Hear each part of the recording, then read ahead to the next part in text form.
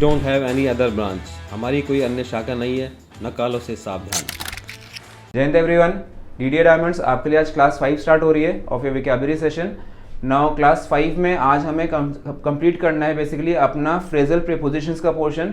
ठीक है, आज क्लास 5, 6 ये कंबाइन होगी आपकी। ठीक है, तो ये ध्यान रखना जब आप इस वीडियो को स्टार्ट कर रहे हैं, आपको पूरा video 1, 2 and 3 any one video number 4 को देखना है। उसमें यहाँ से इसका जो बिगनिंग आपको मिल जाएगा एंड उसके बाद में जो आपका आज का क्लास 5 एंड 6 है ये कंबाइंड वीडियो है आज की। ठीक है, अगला जो कल का सेशन होगा that will be of your synonyms and antonyms. ठीक है, तो कोशिश मेरी है कि मैं कम से कम आपको 200-250 क्वेश्चन यहाँ करा दूँ आज। ठीक है, फ्रेजल प्रीपोजिशंस के, और 7 डेज का सेशन फिर साइनो एंटो का चलेगा एंड उसके बाद again it will be repeated. किसमें आ जाएगा आपके पास अपना portion of idioms and phrases. ठीक है, तो ये आपका पूरा एक्टिविटी चलेगी आगे जाकर के ही, और लगातार सेशन मैंने कहा था चलते रहेंगे आपके। ये थोड़ा सा बीच में 3-4 दिन की वीडियो अपलोड नहीं करी थी ताकि आप लोग अपना प्रीवियस सेशन रिवाइज कर सकें। जो आपने वीडियो नंबर 1, 2, 3 एंड 4 की बात देखी आपने, उसको आप रिवाइज कर सको, इसलिए मैंने आपको बीच में थोड़ा सा गैप दिया था। तो बस आज फिर आपका 5 एंड 6 स्टार्ट हो जाएगा। 6 वीडियोस आपके पास फ्रेजल प्रीपोजिशंस पे एंड इडियम्स पे आ गई होंगी।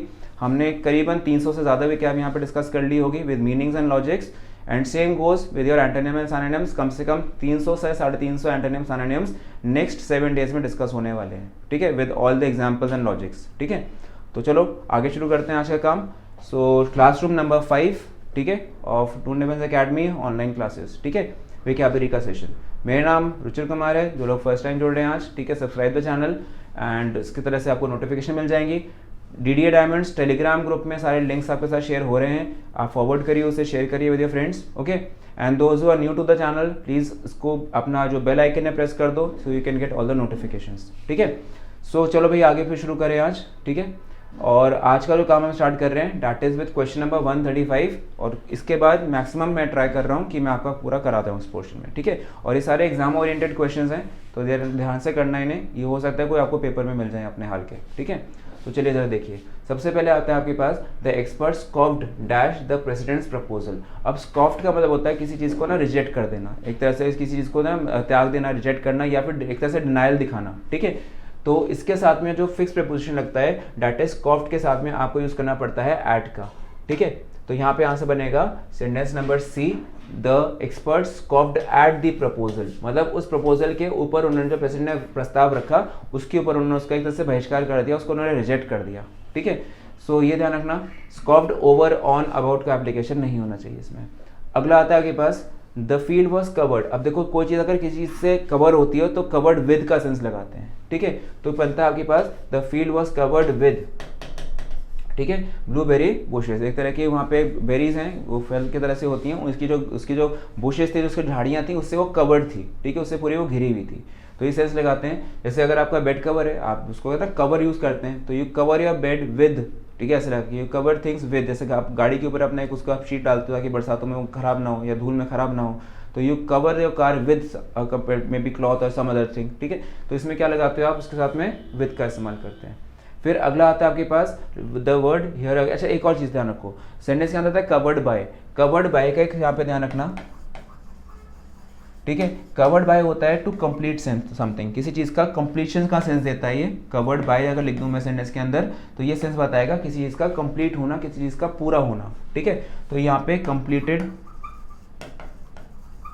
बाय, ठीक है, समवन, ये सेंस ध्यान रखना, किसी चीज़ के किसी व्यक्ति के द्वारा कोई चीज़ को पूरा करना। ठीक है, it was completed by, it was covered bye. जैसे अगर मैं आपको बात करूं, कुछ दिन पहले आपको मैंने कुछ लॉजिक्स बताए थे, कॉन्सेप्ट्स बताए थे और prepositions, it was covered by me, ऐसे लगाया मैंने। ठीक है, तो इस तरह से आपको ध्यान रखना है कि कवर्ड बाय का इस्तेमाल आपने करना है। ओके, आगे देखिए, फिर लिखता है ये द गम, वही जो आप यूज़ करते हैं गम ग्लू। ठीक है, the gum is stuck dash my shoe. अब यहाँ पे गम का इस्तेमाल च्युइंगम भी हो सकता था, अब ये तो गम ग्लू तो नहीं लग रहा है यहाँ पे, तो च्युइंगम की बात करें कि जूते से चिपक गई वो आपके। ठीक है, तो यहाँ पे लगता है आपके पास स्टक टू का जो फिक्स प्रीपोजिशन है ये इस्तेमाल। ठीक है, the gum stuck to my shoe, ये आपकी चीज़ से जब सतह पे कोई चीज़ चिपक जाती है तो वो किसी सतह के ऊपर चिपकती है, तो उसको हम टू का इस्तेमाल लगा के देते हैं। ठीक है, स्टक विद नहीं करना है। स्टक विद का मतलब हो जाता है सेंटेंस के अंदर किसी के साथ फंस जाना। ठीक है। Struck with him, struck with her, मतलब इस तरह से लगाया उसने। कहते हैं कि अगर मान लो उनमें आपस में जोड़े में नहीं चल रहा है, तालमेल नहीं बैठ रहा है, कंपैटिबल नहीं है, but they are in marriage, तो कहते हैं दे आर स्ट्रक विद, ऐसे लगाया, ठीक है, ईच अदर। तो किसी व्यक्ति के साथ फंस जाना है, किसी काम के साथ फंस जाना, तो यहाँ पे बनता है आपके पास स्ट्रक के साथ में विद का इस्तेमाल, ठीक है। उसके बाद आपके पास अगला सेंस आपको ध्यान रखना है कि यहाँ पे क्या है आपके पास स्ट्रक के साथ में यूज ऑफ इन, इसका भी फ्रेज समझ लो। स्ट्रक इन का जैसे आता है ट्रैफिक, ठीक है। आप किसी ट्रैफिक जाम में फंस गए, ठीक है, तो किसी दायरे के अंदर की बात करता है, उसमें फंस जाना तो स्टक इन होता है। लेकिन यहाँ तो रेफरेंस आ रहा है किसी शू के साथ में, तो चिपक जाने का सेंस देगा। तो इस सेंटेंस के अंदर लिखता है कि the gum is stuck to my shoe, ये लगता है, ठीक है। स्टक एट का कोई सेंस आप लगा के चल सकते हैं, पॉइंट की बात कर सकता है उसके अंदर, लेकिन वो फ्रेज मैच नहीं करेगा। तो ये सभी की इंडिविजुअल मीनिंग्स मैंने आपको बताई, इनको जरूर नोट करिएगा। आगे देखिए, द कैंडी कंसिस्ट, कंसिस्ट के साथ में ऑफ, मैंने आपको पहले भी बताया था, जो कंपोजिशन अगर बताएं तो उसके साथ में ऑफ लगता है। कंपोजिशन बताने की कोशिश कर रहे हैं चॉकलेट एंड कैरमल के साथ में, तो यहाँ पे क्या बनता है, कंसिस्ट ऑफ का इस्तेमाल। इस पर आपको आई थिंक मैंने स्टार्टिंग की ही वीडियो में, वीडियो नंबर 1 में ही लेक्चर इसके ऊपर ब्रीफ करके दिया था एक, ठीक है। तो बच्चों फिर आगे बढ़ते हैं, नेक्स्ट स्लाइड पे जाएं। अगला लिखता है कि भाई Kerala, Kerala is a very famous state in India, is known dash it's country side, वो अपने रिमोट एरियाज, अपने आउटस्कर्ट्स, ठीक है, अपने रिमोट एरियाज, ठीक है, अपने सबर्ब्स, अपने शहर के बाहरी भाग, ठीक है, उनके लिए बड़ा वो फेमस है। तो क्या बनता है, नोन फॉर का इस्तेमाल, किसी चीज के लिए प्रसिद्ध होना, तो उसके लिए हम लगाते हैं नोन फॉर, ठीक है। अगला आता है आपके पास, we do not approve of, ठीक है, अप्रूव होता है टू एक्सेप्ट, इसका मीनिंग क्या बनता है, टू एक्सेप्ट और टू स्वीकार करना, हिंदी में बोलते हैं उसको, एक्सेप्ट का सेंस, ठीक है, एक्सेप्टेंस देना किसी चीज को, स्वीकारना। तो we do not approve of your behaviour. फिर अगला सेंस निकलता है, we should separate the beer dash soda, तो सेपरेट के साथ में जब चीज़ों को अलग किया जाता है तो सेपरेट फ्रॉम किया जाता है, ठीक है, और एक प्रोसेस के साथ किया जाए तो सेपरेटेड थ्रू अ प्रोसेस, ठीक है। लेकिन प्रोसेस की बात तो यहाँ नहीं कर रहे हैं, वो तो इस तरह बोल रहे हैं कि उसको हम उसको अलग कर रहे हैं, तो सेपरेटेड फ्रॉम बियर, ठीक है। तो लिखा we should separate the beer from soda through a process called, ऐसे लगा के, ठीक है। तो ऐसा ध्यान रख के चलो। तो सेंटेंस में क्या लगाया आपने, फ्रॉम का इस्तेमाल।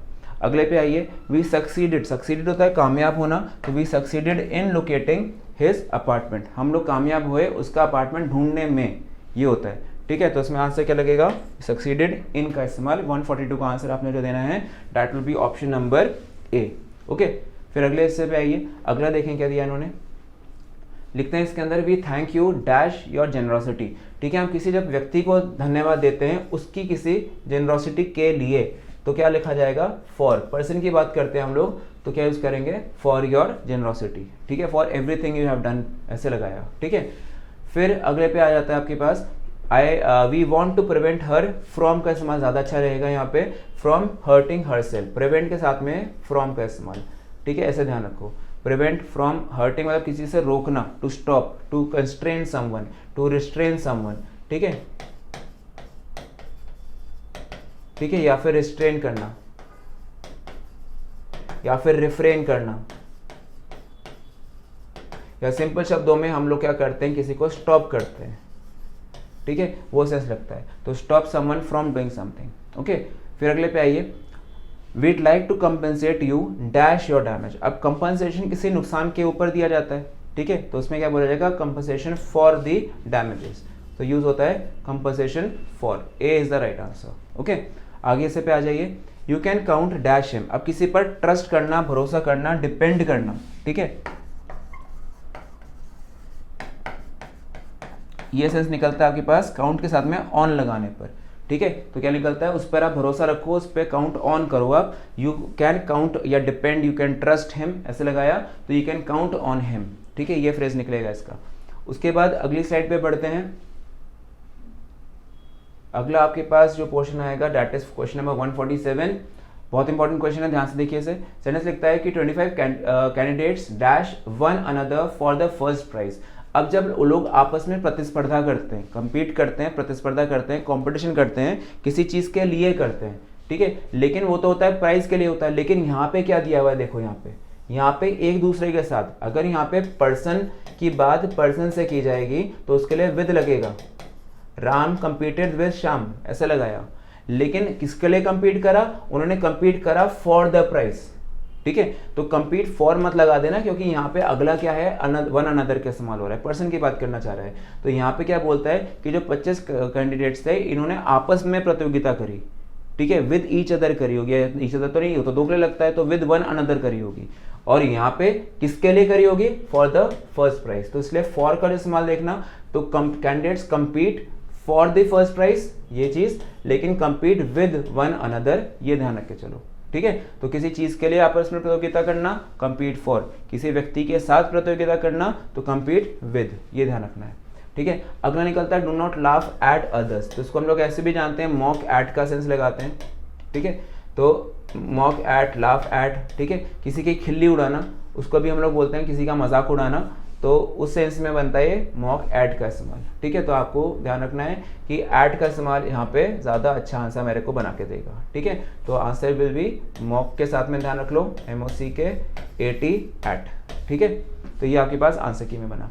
अगले पे आइए, the garbage has been disposed. यहाँ पे ध्यान रखना, डबल एफ मत लगा देना, वो सेपरेशन बताता है, वो एडवर्बियल फ्रेज की तरह से बन जाएगा वरना। तो यहाँ पे डिस्पोज्ड ऑफ हो जाता है, उसको फेंक दिया गया है, ठीक है। तो यहाँ पे डिस्पोज्ड OF सिंगल एफ का काम करेगा, डबल एफ मत लगाना, इसकी गलती ज़्यादातर होती है, ठीक है। किसी चीज़ को पुराना समझ के फेंक दिया, उसको आपने डिस्पोज कर दिया, उसको आपने कूड़े में डाल दिया, तो ये सेंस निकलता है डिस्पोज का। फिर अगला निकलता है कि when she parted dash her parents. अब किसी व्यक्ति से बिछड़ना, ये भी बहुत इंपॉर्टेंट चीज़ है, समझो ध्यान से।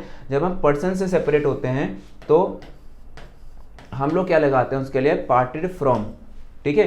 पार्ट फ्रॉम का सेंस लगेगा, क्यों लगेगा, क्योंकि पर्सन की बात आ रही है, इसके लिए आप क्या लगाओगे, फ्रॉम, ठीक है। लेकिन अगर थिंग्स आती हैं तो थिंग्स के साथ में आप लगाते हैं पार्ट विद, ठीक है। पर्सन के लिए आप क्या लगाते हैं, पार्ट फ्रॉम, और थिंग्स के लिए आप क्या लगाते हैं, पार्ट विद, ठीक है। तो आपको ध्यान रखना है विद का ऑप्शन नहीं चाहिए, बाकी के ऑप्शंस गलत हैं, तो आपको सेंटेंस में क्या लगाना है, पार्ट फ्रॉम। एक होता है पार्ट अवे, पार्टेड अवे का सेंस एक निकलता है, वो आगे आगे बहता जा रहा है। जैसे अगर सपोज एक कहीं पे कोई बोट है, वो उसका सपोज रास्ता छूट गया, वो आगे अपने तट से और ज़्यादा समुद्र की तरफ जाती जा रही है, तो वो पार्ट अवे करती जा रही है, वो दूरी बताता जा रहा है, ठीक है। वो सेंस में चला जाएगा अगर मैं पार्ट अवे लगाता हूँ तो, ठीक है। तो यहाँ पे तो बोलना है कि when she parted away from a parents, तो ये सेंस ऑफ वो तो है नहीं कि वो बिना किसी कंट्रोल के आगे आगे बहते जा रही है, वैसे तो कुछ है नहीं उसके अंदर। तो पॉइंट क्या बनता है कि her eyes are full of tears, उन्होंने लगे जब हम अपने यहाँ देहरादून आ पाए, यहाँ पे आपने पेरेंट्स को भाई बाय बाय बोला होगा तो थोड़ा बहुत इमोशनल हो जाते हैं हर कोई। तो it was difficult to part from your parents, ना पेरेंट्स ऑल्सो अगेन उनके लिए भी बोले, तो it was difficult for them again to part from you, ठीक है। तो ये ध्यान रखो, 150 क्वेश्चन बहुत इंपॉर्टेंट था। फिर अगले पे आ जाओ, अगला देखें सेंटेंस के अंदर, children of a quarrel over. Quarrel over था झगड़ा करना, ठीक है, फाइट करना, कॉरल करना, ठीक है। और पेटी इश्यूज होते हैं छोटी छोटी बातें, स्मॉल मैटर्स, ठीक है। तो ये छोटी छोटी बातों पे जब लड़ते हैं तो कॉरल ओवर करते हैं, ठीक है। तो use of C answer is correct, ठीक है। तो क्या लिखा जाएगा, children often quarrel over petty issues. फिर आगे देखो, the strike was dash, cancel कर दी गई, रद्द कर दी गई, हटा ली गई, तो कॉल्ड ऑफ का सेंस मिलता है, ठीक है। The strike was called off, the match was called off due to heavy rainfall, ठीक है। तो ये ध्यान रखना है। उसके बाद अगला आ जाता है आपके पास, कॉल्ड एट की बात करूंगा तो ये प्लेस बताने लग जाएगा, ठीक है। उसके बाद अगर मैं बताऊं कॉल इन, किसी को बुलाना, इकट्ठा करना, एकत्र करना, ठीक है, किसी को कहते हैं कि एक तरह से एक्यूमुलेशन का सेंस देने लग जाता है, ठीक है। तो कॉल इन का सेंस बनता है तो किसी को इनवाइट करना, ठीक है, ये भी सेंस बन सकता है, ठीक है। या फिर किसी को ऑर्डर करना, जैसे फॉल इन बोलते हैं, ठीक है। The soldiers were called in, the soldiers were asked to fall in, ऐसे लगाया लाइन में, ठीक है। तो ये तरह से कॉल इन का सेंस बन जाता है। कॉल ऑन का मतलब जाता है टेलीफोन का सेंस आता है, ठीक है। तो ये ध्यान रखो, इसके आंसर में क्या लगेगा, कॉल ऑफ, जो कि कैंसिल का सेंस देता है, ठीक है। तो यहाँ पे जब उसको कैंसिल कर दिया गया तो आपने क्या बोलना है, the strike was called off, ठीक है। देन उसके बाद अगला निकलता है, the car can't start because the battery has. अब बैटरी उसकी हो गई है खत्म, ठीक है, हिंदी ऐसे बोल देते हैं, वो रन डाउन कर जाती है, ठीक है। तो बैटरी हैज़ रन डाउन, तो ये आपका आंसर निकलेगा, the car can't start because the battery has run down, ठीक है। अब बाकी के मीनिंग देखो, रन ओवर, किसी को कुचल देना, क्रश समवन, ठीक है। सेंटेंस में गाड़ी चढ़ा दी किसी के ऊपर उसने, तो the car rain over the pedestrian ऐसे लगाया, ठीक है। उसके बाद रन इनटू होता है अचानक से मिल जाना, ठीक है, किसी को सडनली आप रास्ते में जाते हुए मिल गए, ठीक है, कम अक्रॉस का सेंस मिलता है, ठीक है। लास्ट में कुछ सेशंस में डिस्कस हुआ है ये वाला वर्ड। फिर रन अप का सेंस होता है कि एक लेवल पे पहुंच जाना, ठीक है, बराबरी पर आ जाना, इक्वल एट पार। और क्रिकेट में भी होता है रन अप लेते हैं बॉलर्स जो होता है, ठीक है, उसको भी रन अप बोलते हैं, ठीक है। तो इसमें आंसर क्या बनेगा, बैटरी खत्म हो गई थी तो भाई गाड़ी स्टार्ट नहीं, तो गाड़ी की जो बैटरी थी वो क्या कर गई थी, रन डाउन कर गई थी, ठीक है। फिर अगले पे आइए, they have had to put dash लिया football match because of snow. भाई बारिश के वजह से उन्होंने पुट ऑफ कर दिया था, वैसे ही कर दिया था जैसे कि कॉल ऑफ कर दिया था, ठीक है। कैंसिल ना बोल करके मैं क्या बोल सकता हूँ, प्रेजेंट में पुट ऑफ का सेंस, लेकिन ओ डबल एफ ऑफ लगेगा इस बारी, ठीक है। तो the strike was put off also and same goes the match was abandon, the match was cancelled, ठीक है। एंड अगेन सेंटेंस के अंदर वही चीज़ लगती है, भाई कॉल्ड ऑफ उसने बोला, उसी तरह से आपके पास क्या बन सकता है, पुट ऑफ का आंसर, ठीक है। तो यहाँ पे ओ डबल एफ बढ़ना मेरे स्टूडेंट्स, ये ध्यान रखना। चलो फिर आगे देखो, अगले पोर्शन में आपको क्वेश्चन मिल जाता है 55 में 155 question number, I absolutely refuse to put dash with that sort of conduct. मतलब उसका जो व्यवहार था ना, मैं उसको सहन करने के लिए बिल्कुल तैयार नहीं हूँ। तो I refuse to put up with, ये ध्यान रखना, put up with behaviour of a person, ठीक है, ये सेंस को ध्यान रखो। तो put up with means to किसी को टॉलरेट करना, ये सेंस लगना, ठीक है। तो ठीक है, तो ये सेंस बन जाता है। जब टॉलरेंस की बात आती है तो टॉलरेट करने के सेंस के अंदर आप बोलोगे कि भाई मैं सहन नहीं कर सकता या सहन नहीं हो गया है चीज़ें, तो ठीक है, तो उसके आप साथ क्या लगाओगे, पुट अप विद का इस्तेमाल, ठीक है। फिर अगले आ जाइए, Gandhi ji will dash in history as one of the greatest man that ever lived, ठीक है। तो सेंटेंस के अंदर ध्यान रखना कि यहाँ पे मेरे को बोलता है कि Gandhi ji will go down the history books, ठीक है, ऐसे बोलते हैं, गो डाउन इन मतलब किसी को याद रखे जाना, ठीक है। गो बाय होता है बाय समबडीज नेम, ठीक है, गो बाय का होता है नेम के सेंस में, जैसे लोग अपने निकनेम से रख लेते हैं, गो बाय द नेम ऐसे करके, ठीक है। जैसे सचिन को लिटिल मास्टर कहते थे हम लोग, तो Sachin goes by the name little master ऐसे लगा के। उससे भी पहले क्या था हमारे पास, सुनील गावस्कर, उनको भी लिटिल मास्टर टाइटल दे रखा था, ठीक है। तो वो चीज़ बनते थे। फिर उसके बाद बनता है आपके पास गो बाय। गो ऑन होता है काम को करते रहना, कीप ऑन डूइंग, चलते रहो करते रहो काम को, ठीक है। गो थ्रू होता है टू किसी चीज़ को रीड करना, एनालाइज करना, ठीक है, या किसी चीज़ को बहुत जाता है ना डीपली इन्वेस्टिगेट करना, गो थ्रू पढ़ना, किसी चीज़ को रीड करना, एनालिसिस करना, ये सारे वर्ड आपके पास बन सकते हैं with the application of go through, ठीक है। तो go through means to read, ठीक है, केयरफुली, ठीक है, ये बनता है। तो इस चीज़ को ध्यान रखो, गो थ्रू द डॉक्यूमेंट्स ऐसे लगाया उन्होंने, ठीक है। उसके बाद अगला निकलता है आपके पास, I always fall dash old friends in times of need. मतलब मैं निर्भर करता हूँ, मैं डिपेंड करता हूँ, मैं किसी पर भरोसा करता हूँ, ट्रस्ट करता हूँ अपने दोस्तों पर मुश्किल के समय में। तो आई ऑलवेज फॉल बैक ऑन, यहाँ पे लगने वाला है फॉल, BAC के बैक, ON ऑन का इस्तेमाल। फॉल बैक ऑन का मतलब होता है किसी पर भरोसा करना या डिपेंड करना फिर से, ठीक है। देन अगले पे आ जाते हैं, When I was speaking to Rani over the phone, suddenly we were hung up. जब फ़ोन बात करते करते कॉल ड्रॉप हो जाती है, हम कहते हैं भाई फ़ोन कट गया हमारा, तो उसको हम लोग हैंग अप के साथ में लगाते हैं, लेकिन यहाँ पे पैसिव वॉइस की बात हो रही है, तो we were hung up, ये ध्यान रखना, ठीक है। रन आउट का मतलब होता है सामान खत्म हो जाना, आउट ऑफ स्टॉक हो जाना, ठीक है।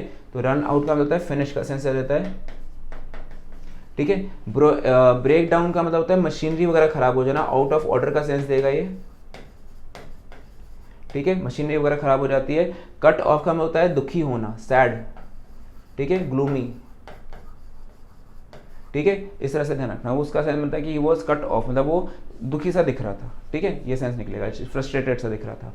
देन उसके बाद अगले पे आ जाते हैं अपना, सारे नोट जरूर करिएगा। देखो स्टूडेंट्स, मैं फिर से कह रहा हूँ, थोड़ी सी स्पीड तेज़ रखी हुई है बिकॉज काफ़ी सारी आउटपुट निकालनी होती है, ठीक है। और ये रिकॉर्डेड क्लासेज हैं, आप उसको रिपीट करके भी देख सकते हो, ठीक है। इसलिए आप थोड़ा सा ध्यान रखना कि सर आप बहुत, हो सकता है कि बच्चे कहें सर आप बहुत तेज़ जा रहे हो, इतनी तेज़ स्पीड से हमें कैसे हम नोट करें। आपको नोट करने नहीं है, अभी आपको पहले समझना है। आप समझने के बाद जब वीडियो को दोबारा देखेंगे तब इसको आप फेयर आउट करिए। DDA डायमंड्स आपको जो यहाँ से एक प्रैक्टिस बुक मिल रखी है, उसके अंदर सारे प्रिपरेशन की जो एक्सरसाइज हैं उनमें से ही मेन वाले पिक करे गए हैं, तो आप उसमें भी सर्च करिए, ठीक है।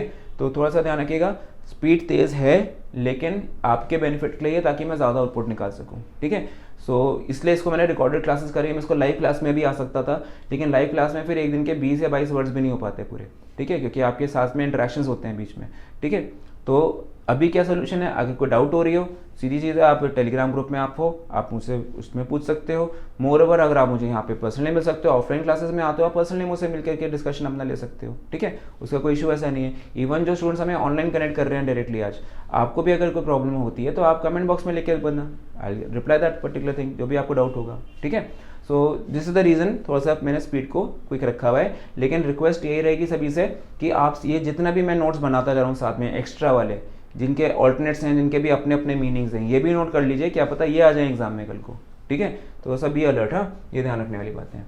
चलो फिर आगे बढ़ते हैं, 59 पे आ जाते हैं। इसमें लिखता है कि we were completely taken in by, ठीक है, the estate agent who turn out to be a crook. Taken in by का मतलब होता है किसी के द्वारा चीट करना,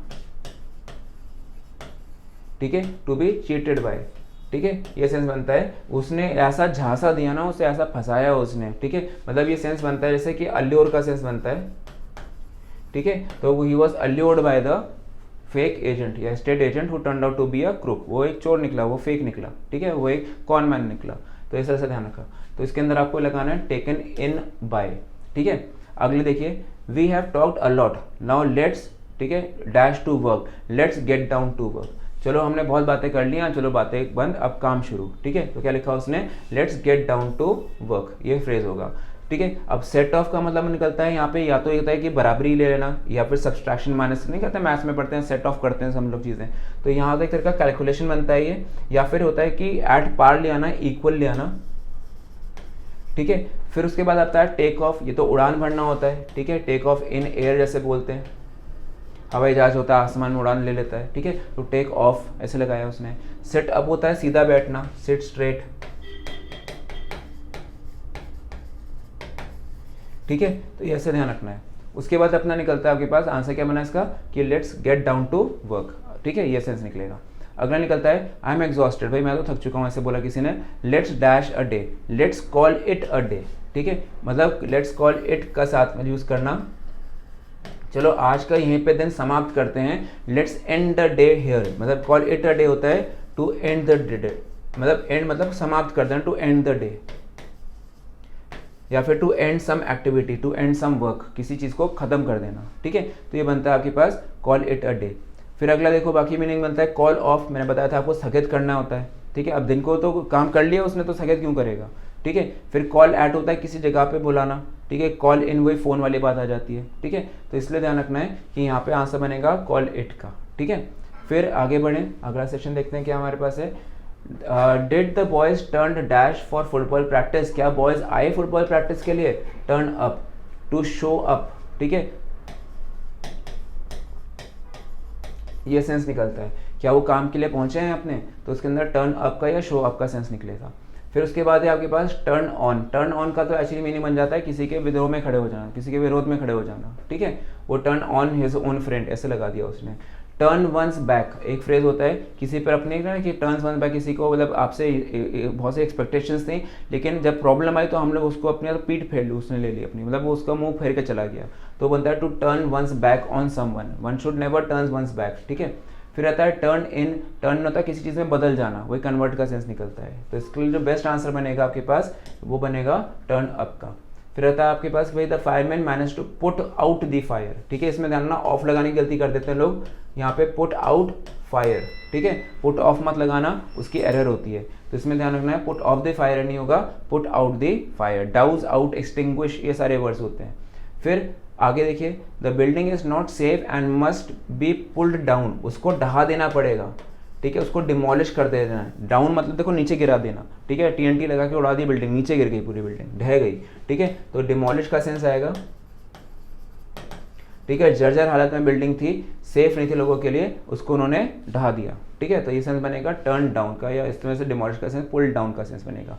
फिर आता है आपके पास पुल्ड ऑफ का सेंस बनता है भैया, बहुत एकदम से उसने सरप्राइज कर दिया किसी को, ठीक है, जैसे कहते हैं क्रिकेट में होता है कि sometimes teams they pull off a match, ठीक है, pull off a great match ऐसे लगा दिया, अच्छी इनिंग्स खेल गया कोई अचानक से। फिर आता है आपके पास सेंटेंस के अंदर पुल अप होता है ऊपर की तरफ खींचना, ठीक है। पुल थ्रू किसी चीज़ के थ्रू होते हैं, मतलब माध्यम के थ्रू लेके चलना, ठीक है। तो यहाँ पे वो सेंस नहीं लगेगी, sentence will be go as किस तरह से पुल डाउन, वो डिमोलिश का सेंस निकलेगा। The principal called for an explanation, अगला सेंटेंस है the principal called for an explanation from the clerks, मतलब जो क्लार्क्स थे उनसे पूछा भाई कि क्यों करा ऐसा, क्या हुआ, कोई जवाब तो दो मुझे। तो उसने क्या बोला, कॉल्ड फॉर का इस्तेमाल, ठीक है। कॉल्ड ऑन नहीं, क्योंकि वो किसी को बुला नहीं रहा है। कॉल्ड आउट, किसी का नाम पुकार के नहीं बुला रहा है, जैसे स्कूल में हमारे अटेंडेंस रोल्स होती थी, टीचर्स हमारे नाम बुलाते थे भाई प्रेजेंट और एब्सेंट की तरह से, तो वो होता था कॉल्ड आउट आर नेम्स, ऐसे लगाया, ठीक है। कॉल इन का मतलब होता है मिलने के लिए बुलाना फिर से, तो वो वाला सेंस भी नहीं आया, टेलीफोन के सेंस निकल जाता है, तो वो सेंस नहीं आएगा, ठीक है। तो इसलिए आंसर क्या बनेगा, कॉल्ड फॉर एन एक्सप्लेनेशन, उन्होंने जवाब पूछा, उनसे पूछा भाई कोई रीज़न तो बताओ मैं ऐसा क्यों हुआ। फिर अगले पे आइए, the old gentleman dash to be a very good friend of my grandfather, the old gentleman turned out to be a very good friend of my grandfather, मतलब वो निकले, ठीक है, अचानक से हुआ कि वो तो मेरे अंकल के जो है वो रास्ते मिले, मैं तो पापा के दोस्त निकला है, तो वो क्या बनता है फ्रेज के अंदर, turn out to be a very good friend, ठीक है। फिर आगे आइए, the chairman is ill and will have to dash the meeting for few days, chairman बेचारे सर वो बीमार हो गए वो, इसलिए हमें मीटिंग को स्थगित करना पड़ेगा, हमें उसको पोस्टपोन करना पड़ेगा, ठीक है। इसलिए आंसर क्या लगोगे आप उसके लिए, पुट ऑफ का इस्तेमाल, ठीक है, कैंसिल का सेंस ये आता है। आगे आइए, निकलता है आपके पास his friend dash unexpectedly, his friend turned up, मतलब अचानक से मिलने आ जाना, ठीक है। सडनली आपके घर की डोरबेल बजी, आपने देखा आपका दोस्त खड़ा हुआ है, तो योर फ्रेंड टर्न्ड अप, वो आपको सरप्राइज देगा इसके अंदर, ठीक है। गेट डाउन, नीचे तरफ लेट जाना या नीचे हो जाना। कम बैक होता है लौट के आना, रिटर्न का मतलब ये लौट के आना, तो यहाँ पे हिज फ्रेंड रिटर्न टू नहीं होगा, रिटर्न टू कहाँ पे आएगा फिर वो बताओ, यानी ये तो उसको दिया नहीं रेफरेंस को, इसके बाद को इसको प्लेस तो दिया नहीं उसने, ठीक है। फिर बोलता है his friend come back unexpectedly, तो कम नहीं है क्योंकि हिज फ्रेंड के साथ में कम्स होता या तो, या फिर केम होता, वो ऑप्शन भी गलत है, ठीक है। फिर हिज फ्रेंड गॉट डाउन होता, ठीक है, अनएक्सपेक्टेडली, या फिर हिज फ्रेंड गेट्स डाउन होता, क्योंकि अब देखो ना तो नाउन है, या तो आपको एस और एस की फॉर्म चाहिए थी, आप ग्रामर से आंसर निकाल सकते हो, ठीक है। तो यहाँ पे क्या लगता है, हिज फ्रेंड टर्न्ड अप, ये इसमें ज़्यादा अच्छा आंसर बनेगा। और रिटर्न टू होता तो उसके बाद में जरूर प्लेस होती, वो प्लेस तो है ही नहीं, प्लेस का है, यहाँ तो आपके पास एक्सपेक्टेडली बन रहा है, तो अकस्मात अचानक से आ गया वो, ठीक है, ये सेंस ध्यान रखो। ग्रामर से भी आपके वर्ड मीनिंग बहुत सारे फ्रेजल वाले निकल जाते हैं। आगे आ जाइए, the criminal was totally taken, taken के साथ में आपके साथ अवे, ठीक है, taken away when the police recognised him, मतलब वो तो बेचारा एकदम से सरप्राइज हो गया, शॉक्ड हो गया। टेकन अवे का मतलब होता है टू बी शॉक्ड, ठीक है, तो सेंस बनता है he was shocked basically. Taken aback का सेंस निकलता है, लेकिन टेकन अबैक में सरप्राइज होता है, ठीक है, ये ध्यान रखना, ठीक है। तो इसलिए क्या आपके पास बनेगा टेकन अवे, या फिर सेंटेंस बनता है टेकन अबैक, ठीक है, ये सरप्राइज हुआ, ठीक है। लेकिन अगर मेरे पास बनता है सेंटेंस के अंदर, सेंटेंस में टेकन अवे, ठीक है, तो ये बनता है आपके पास एक तरह से अघास्ट, ठीक है, सरप्राइज के साथ में शॉक होता है अगर, तो वो अघास्ट का सेंस देता है, ठीक है। तो इसलिए आंसर बनाओगे इसका आप लोग टेकन अवे, ठीक है, when the police recognised him, ठीक है। उसके बाद अगला आपके पास है इडियम्स का पोर्शन, ठीक है। Beat the dead horse, beat the dead horse का मतलब होता है सर ऐसे काम में अपना समय लगा देना जिसमें कोई आपको कोई एक्सपेक्टेशन ही नहीं है, ठीक है। To revive interest in a hopeless issue, ये इसका आंसर बनेगा। मतलब to beat a dead horse, सोचो अगर मान लो कोई मृत घोड़ा, सच रियल लाइफ में सोचो किसी डेड बॉडी को अगर कोई मारे तो उसको क्या फर्क पड़ेगा, डेड बॉडी को कुछ भी नहीं, वो जो मार रहा है वही अपना समय खराब कर रहा है, तो वही सेंस बनता है आपके पास to revive interest in a hopeless issue, ठीक है। अगर कोई मान लो कोई पुराना प्रोजेक्ट है जो फेल हो चुका था ऑलरेडी और गवर्नमेंट कहते हैं उसको वापस रीस्टार्ट करेंगे, तो उसको कोई फायदा थोड़ा मिलेगा, तो ऑलरेडी फेल हो चुका प्रोजेक्ट, तो इस वजह से it will be like to beating a dead horse, ठीक है। फिर आता है आपके पास द स्क्वीकी, स्क्वीकी मतलब जैसे बने तो देखो कभी कभी क्या होता है कि पहिए जो होते हैं ना हमारी गाड़ी वगैरह में, साइकिल वगैरह में, उनमें ग्रीस कम हो जाता है, तो उसमें खींच किच किच की आवाज़ नहीं आती, थोड़ी सी वो चूं चूं की आवाज़ें आती हैं कई बार, तो वो जो होता है वो स्क्वीकी, जैसे चूहा नहीं कहता, चूहा स्क्वीक करता है, तो उसी तरह से आपके पास squeaky wheels gets the grease. तो क्या बोलता है कि जो सबसे ज़्यादा नोटिसेबल प्रॉब्लम्स होती हैं जब साइकिल से वो चूं चूं की आवाज़ें आ रही है, तो आपको भाई सर इसके अंदर तो मुझे ग्रीस पड़वाना पड़ेगा, इसके ना बॉल बेयरिंग्स में ग्रीस खत्म हो गया है, तो वो नोटिस की गई आपने, उसको हम लोग सबसे पहले ठीक करते हैं। तो वही इसने मुहावरा लगाया कि the squeaky wheels get the grease, मतलब जो चीज़ सबसे बड़ी प्रॉब्लम है हम पहले उस पर सारा फोकस करें उसको ठीक करने के लिए। तो the most noticeable problem are the ones most likely to get attention, ठीक है। जिसको सबसे ज़्यादा समस्या जैसे वर्ड मीनिंग की थी, मैंने कहा सर ग्रामर तो हम लोग पढ़ाते ही हैं हर बारी, इस बारी वर्ड मीनिंग का सेशन लगाते हैं पूरा, ठीक है। तो आई अगेन क्या करा, the squeaky wheel was vocabulary, okay, and उसको ग्रीस क्या मिल रहा है भाई, क्लासेस मिल रही हैं आपको, है ना, उसकी सोल्यूशन मिल रही है। तो the most noticeable problem was the vocabulary and again we try to give you a solution, ठीक है, by again giving you online classes of vocabulary, ठीक है। तो ये आपको थोड़ा सा देखना था इस तरह से, ठीक है। अगले फ्रेज पे आ जाते हैं, 10 फ्रेज का सेट होगा आपका ये।